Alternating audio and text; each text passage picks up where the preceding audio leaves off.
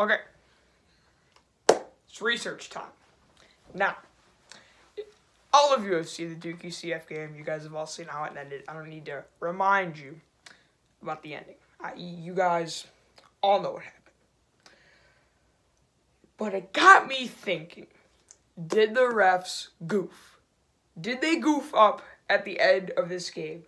And I think I have some pretty clear-cut evidence that shows that UCF deserved this win, and some real questionable officiating was made at the end of this game. Duke doesn't want you to see this video. I don't think the NCAA wants you to see this video, but you're going to see this video because I have found clear evidence that UCF got robbed here.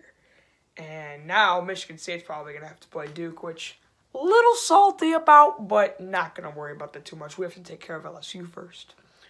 But we're going to dive in to why UCF got robbed.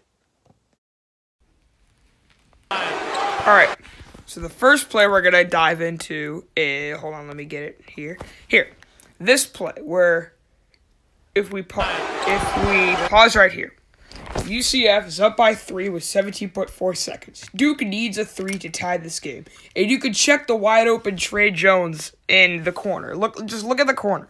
Trey Jones is wide open. And he had been cold all day. He was 1 for 8 from 3 in this game. And if you're Zion, I feel like you got to look to Trey Jones to get a 3. I mean, Taco Fall's not even near him.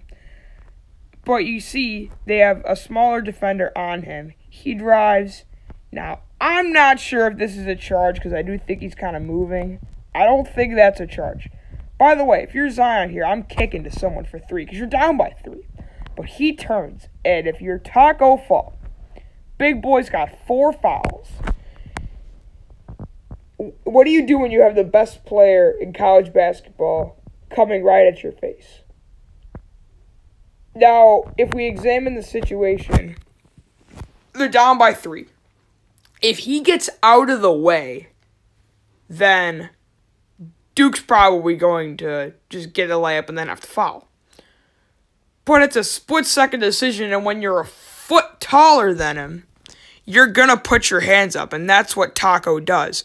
Williamson proceeds to jump and barrel. And all Taco does is that's all he does. All he does is he has his hands up.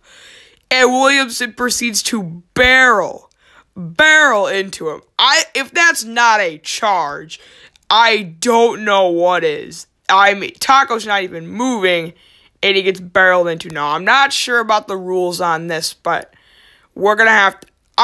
I don't have as much of we can take another look from this angle. I'm not sure if this was a charge. This is another one that could maybe go either way. I mean, that's an iffy one for me, but I think this one's definitely a charge. So Williamson maybe could have gotten away with 1 charge there and 2 charge here. But let me show you the part that makes me, thank you SG1 Sports, what makes me even more upset.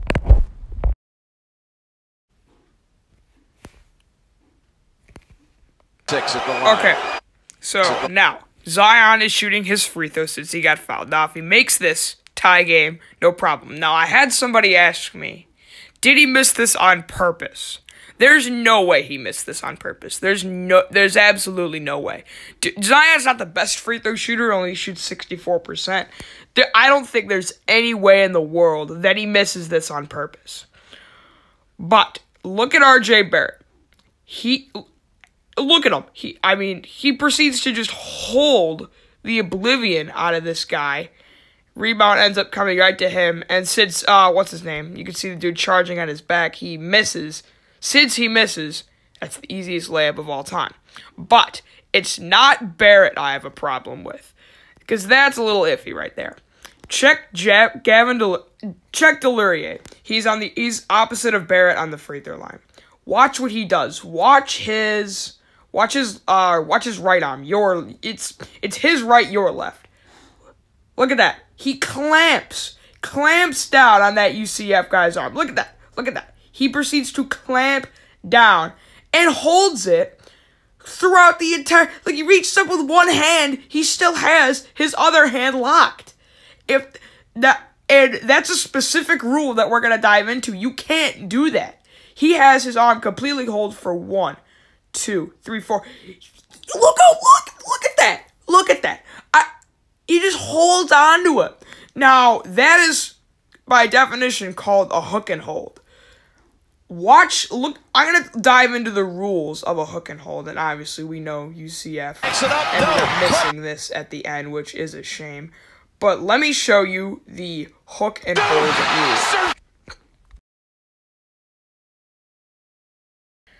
The hook and hold rule is a new rule that change instituted by the NCAA that bans players from clamping an arm onto another player's arm and restricting freedom of movement during a rebound. If that's not exactly what Delurier did, then I don't know what it is. It's okay. We can take a look at this. Restricting freedom of movement. The dude couldn't move his arm during a rebound. We know it was during a rebound. And he obviously claimed the rule was enacted to increase player safety, but has already led to controversy with Cal State Fullerton and whatever. Okay, the foul is now reviewable. That's my big problem here. They could have reviewed that. They could have reviewed the fact that UCF clamped down, and they didn't review that. The foul is now reviewed, and a flagrant 1 with 2 shots and the ball, or a flagrant 2 offending player is ejected. Now, it wouldn't matter if they gave a flagrant 1 or flagrant 2 because it wouldn't matter because if Delurier gets ejected, oh well, the game would probably end in regulation with that many seconds left. I don't think it was severe enough to be a flagrant 2. I don't think so. But flagrant 1, 2 shots and the ball. So if we move back to this situation here, UCF would get, or hold on, they were they're up by 1. They would get 2 shots and the ball. Like, let's just assume he makes both of them, or let's say he makes one of them. If he makes both of them, they get the ball, and then Duke would obviously have to foul. That's a huge call that they missed. That's a huge call that they missed. Now, don't get me wrong. I think UCF had their chance to win the game. I don't know if you guys remember the play when the dude went up for the alley-oop and lost the handle. That would have iced the game too. They screwed that up.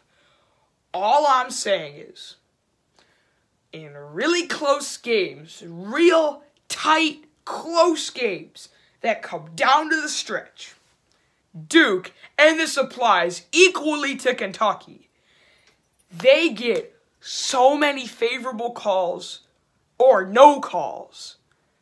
Like, that's obviously a hook and hold. When the guy goes up for a rebound, you clamp down on his arm. That's obviously a hook and hold. It literally said in the rule, clamping down and restricting freedom of movement during a rebound, which it has to be during a rebound, which obviously that's during a rebound. That makes me a little upset, and I feel like UCF got robbed. Now, obviously, that's not the entire reason they lost. They had their chance to make the layup at the end of the game, and they didn't make it at the end of the game. That's no one's fault but UCF. I didn't see anything shady on that play. I checked it. Nothing that I think they missed, but that's not the sole reason Duke won. But when it comes to close games, tight down the stretch, it just seems like Duke, and also Kentucky, get so many favorable calls. But I think that's going to be it. You can take this how you want. I'm not saying that that's the only reason they lost. But thank you guys for watching. Duke will now play Virginia Tech on either Friday or Saturday. Or no, Thursday or Friday. Hopefully Virginia Tech can beat them because I would rather play Virginia Tech. Got to beat LSU first, though. Boys from D, you scared?